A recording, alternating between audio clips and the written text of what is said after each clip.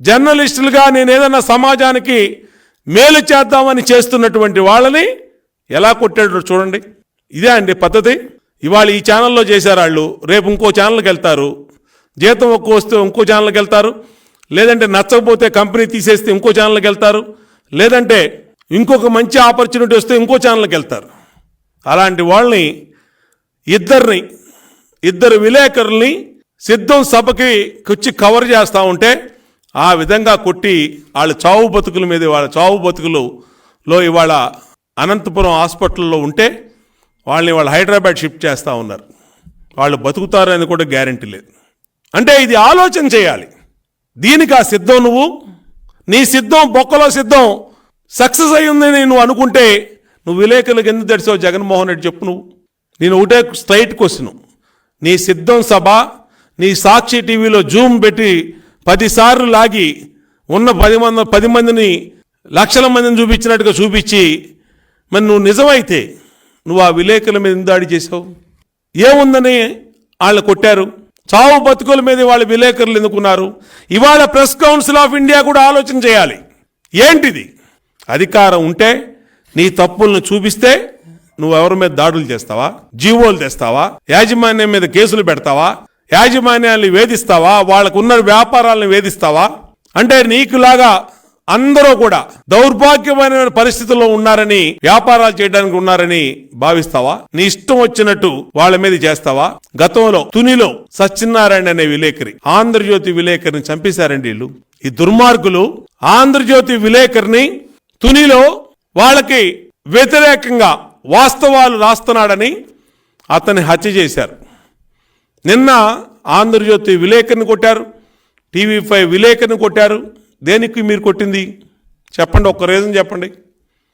ఉన్నది ఉన్నట్టు చూపించడానికి, కవర్ చేయడానికి వచ్చినటువంటి విలేకరుల్ని మీరు కొడతారా? ఇదేనా? దీనికైనా సిద్ధం? మీరు చంపటానికి సిద్ధం, హత్యలు చేయడానికి సిద్ధం, దౌర్జన్యాలు చేయడానికి సిద్ధం, ప్రజల ఆస్తులు కొట్టేయడానికి సిద్ధం. నిన్న సిద్ధం సభకి మొత్తం ఆంధ్రప్రదేశ్లో ఉన్న వ్యవస్థను మొత్తం వాడేశారు. సిస్టంలో ఉన్నటువంటి బస్సులు, ఆర్టీసీ బస్సులు, ప్రయాణికులు ఏమంటున్నారో ఆ వీడియో ప్లే చేయమ్మా. ఏమంటున్నారు జనరల్గా వచ్చే ప్రయాణికులు? ఊరికి బయలుదేరమని ఈరోజు బెంగళూరులో 8 గంటలకు బయలుదేరితే ఇప్పటికి టైం 3:30 అవుతుంది. నేను ఇప్పటికీ ఇంకా పావుగూడ బస్టాండ్లో ఉన్నా. బయలుదేరిన వెంటనే మా ఊరికి డైరెక్ట్ బస్సులు లేవు. ఈరోజు కర్ణాటక బస్సులు మొత్తం, సో మీరు 100 కిలోమీటర్ల రూట్ని ఎప్పుడైతే మళ్లించారో అప్పుడు కర్ణాటక బస్సులన్నీ వాళ్ళు క్యాన్సిల్ చేసుకున్నారు. వాళ్ళ సర్వీసులు మొత్తం క్యాన్సిల్ చేసుకున్నారు. ఆంధ్ర బస్సులు మొత్తం మీరు మీ సభలకు తీసుకెళ్తే సాధారణ ప్రజలు ఎలా వాళ్ళ గమ్యస్థానాలు చేరుకుంటారు? ఎన్నో పనులు ఉంటాయి జగన్ రెడ్డి. సో మీలాగా మాకు మీరు పేదలకు పెత్తందారులకు మధ్య యుద్ధం అంటారు. ఓకే జగన్మోహన్ రెడ్డి గారు, మీరు 6 కిలోమీటర్లకు హెలికాప్టర్లో వెళ్తారు జగన్ రెడ్డి. మేము పేదలము, సామాన్యులు, మాకు బస్సులే ఆధారము. సో ఈ రోజు మీరు బస్సులు మొత్తం మీరు మీ సభలకి తీసుకెళ్తే మేము ఎలా వెళ్తాం ఇళ్ళకి? ఈ రోజు ఈ విధంగా కామన్ మ్యాన్స్ పబ్లిక్ మాట్లాడుతూ ఉంటే సిగ్గు లేదా జగన్ రెడ్డి? నీకు కనీసం ఇంగిత జ్ఞానం లేదా? ఒక ముఖ్యమంత్రి అయి ఉండి ప్రజలకి పబ్లిక్ ట్రాన్స్పోర్ట్, నీకంటే 6 కిలోమీటర్లకు హెలికాప్టర్ వెళ్తావు, 20 కిలోమీటర్లు హెలికాప్టర్ వెళ్తావు, ఇంట్లోంచి అమరావతికి వెళ్ళడానికి కూడా హెలికాప్టర్ వాడేవాడు నువ్వు. మామూలు వాళ్ళు ఎక్కడికి వెళ్తారు? ఈ విధంగా నాశనం చేసి వ్యవస్థల్ని 5 సంవత్సరాలు పరదాల మధ్య నిన్న మాట్లాడతాడండి.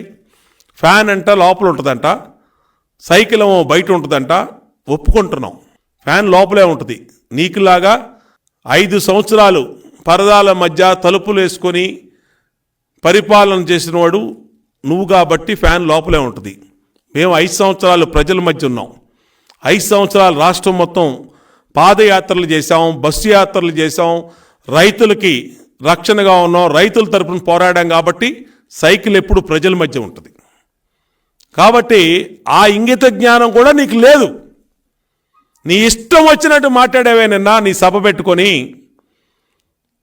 సభలో ప్రభుత్వ బస్సులు, ప్రైవేట్ బస్సులు, రాప్తాడ్ ఎమ్మెల్యే తోపుతుర్తి రౌడీలతో విలేకరుని కొట్టించడం, దీనికి ఆ సిద్ధం నువ్వు? ఈ విధంగా నా సిద్ధం? అడుగుతా ఉన్నావు. నేను 99% హామీలు నెరవేర్చానన్నావు.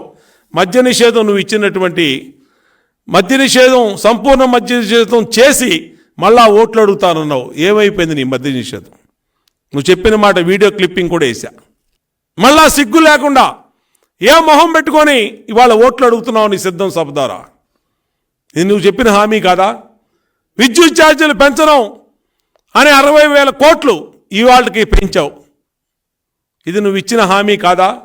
2,30,000 ఉద్యోగాలు జాబ్ క్యాలెండర్ 10 జనవరిలో ఇస్తానన్నావు. ఇది నువ్వు ఇచ్చిన హామీ కాదా? వారంలో సిపిఎస్ రద్దు చేస్తానని చెప్పి ఉద్యోగులను మోసం చేశావు. అది నువ్వు ఇచ్చినటువంటి హామీ కాదా? కేంద్రం మెడలు వంచి సాధిస్తానన్న ప్రత్యేక హోదా ఏదని యువత అందరూ ఎదురు చూస్తూ ఉన్నారు. నిన్ను నమ్మి ఓట్లేసినటువంటి యువత. నువ్వు ఇచ్చిన హామీ కాదా? సాగునీటి ప్రాజెక్టులన్నీ పూర్తి చేస్తానన్నావు. ఒక్క ప్రాజెక్ట్ అయినా నువ్వు పూర్తి చేసావా? కనీసం ఒక తట్టెడు మట్టైనా ప్రాజెక్టులు వేసావా అని అడుగుతా ఉన్నా. నువ్వు ఇచ్చిన హామీ కాదా? 2 బిడ్డలుంటే అమ్మఒడి ఇస్తానని చెప్పి ఒక బిడ్డకే మాట మార్చి నీ భార్య భారతిరెడ్డి కూడా ఇంటింటికి వెళ్ళి చెప్పింది, మీ జగన్ మామ వస్తున్నాడు, మీ 2 పిల్లల్ని చదివిస్తాడని చెప్పి. ఏమైపోయింది హామీ? నువ్వు ఇచ్చిన హామీ కాదా? ఈ విధంగా 85% హామీలు ఈ బుక్లో ఉన్నాయి. నీ భారతం, నీ భాగవతం అంతా కూడా ఉంది. 85% హామీలు ప్రజలకు ఎగ్గొట్టి ఇవాళ తాడేపల్లి ఇంట్లో కూర్చున్నటువంటి నువ్వు నీ విలువల గురించి మాట్లాడతావా? చంద్రబాబు నాయుడు గారు పరిపాలన చేసిన 5 సంవత్సరాల్లో నువ్వు ఏ రాష్ట్రంలో ఏ మూలకెళ్ళిన రోడ్డు ఆయన వేసిన రోడ్డు. చంద్రబాబు ఇచ్చినటువంటి చనిపోతే ఇచ్చే బీమాను క్యాన్సిల్ చేశావు, అన్నా క్యాంటీన్ రద్దు చేశావు, 135 పథకాల్ని, పేదవాళ్ళకి పనికొచ్చే పథకాల్ని తీసేసినటువంటి ద్రోహి, పేదల ద్రోహి జగన్ రెడ్డి. వాస్తవా కాదని ఆలోచించమని ప్రజలకు విజ్ఞప్తి చేస్తా ఉన్నా. ప్రజలు కడుపు మంటతో ఫ్యాను రెక్కలు విరిచి స్క్రాపులో పడేయడానికి సిద్ధంగా ఉన్నారనే మాట ఈ సందర్భంగా గుర్తు చేస్తా ఉన్నా. అది తెలిసిపోయినటువంటి జగన్ రెడ్డి కనీసం సింగిల్ డిజిట్ అయినా వస్తుందనే తాపత్రయంలో ఇవాళ తిరుగుతూ ఉన్నాడు. నువ్వు ఎందుకు సిద్ధంగా లేవో, చర్చకి ఎందుకు సిద్ధంగా లేవో నువ్వు చెప్పాలి, నోరు విప్పాలి. నీ సలహాదారులు, నీ మంత్రులు వీళ్ళందరూ మాట్లాడాలి బయటకు వచ్చి. నువ్వు నిజంగా నిజాయితీపరుడు అయితే, నువ్వు చెప్పే మాట మీద నిజమైతే, నువ్వు చెప్పేది వాస్తవాలైతే రా, చర్చకి రా. మేము సిద్ధంగా ఉన్నాం. మా నాయకుడితోనే నువ్వు ఎక్కడంటే అక్కడ కూర్చోడానికి సిద్ధంగా ఉన్నాం. ఏ సభలో అంటే ఆ సభలో ప్రజల సమక్షంలోనే పెద్ద పబ్లిక్ మీటింగ్ ఏర్పాటు చేద్దాం. సిద్ధం లాంటి పబ్లిక్ మీటింగ్ ఏర్పాటు చేద్దాం. రా, డెవలప్మెంట్ మీద. రాయలసీమలో అంటావా, పులివెందుల్లో అంటావా, తాడేపల్లిలో అంటావా, విజయవాడలో అంటావా, విశాఖపట్నంలో అంటావా, ఎక్కడైనా సరే మేము సిద్ధంగా ఉన్నాం జగన్ రెడ్డి.